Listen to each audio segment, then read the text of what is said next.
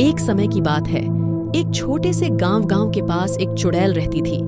लोग कहते थे कि उसके पास अपार शक्तियां थीं और वह अपने शरीर को आसानी से दूसरे शरीर में बदल सकती थी। वह एक जादुई और रहस्यमय विच्छेदनायक है जो रात्रि में उड़कर घूमती है और लोगों को चौंका देती है। एक दिन एक नौजवान लड़का नामक राजगांव के पास के जंगल में खो गया। लड़का रहस्यमय चुड़ैल के बारे में सुना था और उसे उससे मिलने का जिगरा था। जंगल में बढ़ते हुए राज वहां कुछ अजीब सी चीजें देखी। एक अजीब सा आवाज सुनाई दी और वे उसे डरना लगे। एक सुनसान क्षेत्र में वे एक छोटे से गुफा के सामने पहुंचे जहां एक सुंदर सी औरत बैठी थी।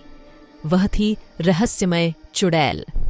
राज ने वहां खड़े होकर देखा कि यह विच्छेदनायक बहुत प्यारी और दयालु थी। वह उनसे मिली और उन्होंने बताया, मैं किसी को चोट नहीं पहुंचाती और मेरा उद्देश्य सिर्फ लोगों को सहायता करना है। राज ने उस पर विश्वास किया और अचानक वह खूबसूरत महिला एक चुड़ैल में बदल गई। उसने अपने जादू से राज पर हमला किया और उसे गाय में बदल दिया और खुद को राज में बदल लिया। वह राज की शक्ल में बुरी तरह हंसने लगी। वह राज के घर चली गई और उसके माता पिता के साथ रहने लगी।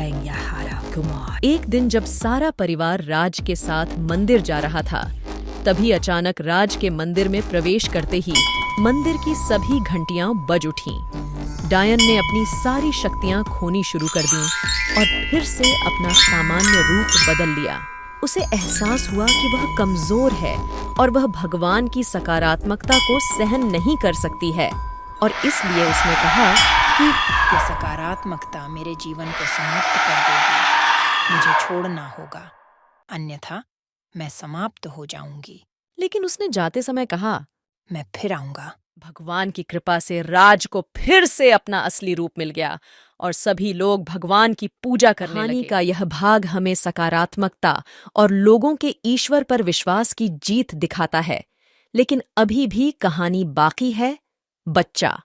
मिलते हैं अगले भाग में। आपको कहानी पसंद आती है और आप ऐसी और कहानियां चाहते हैं, then please like, share, subscribe.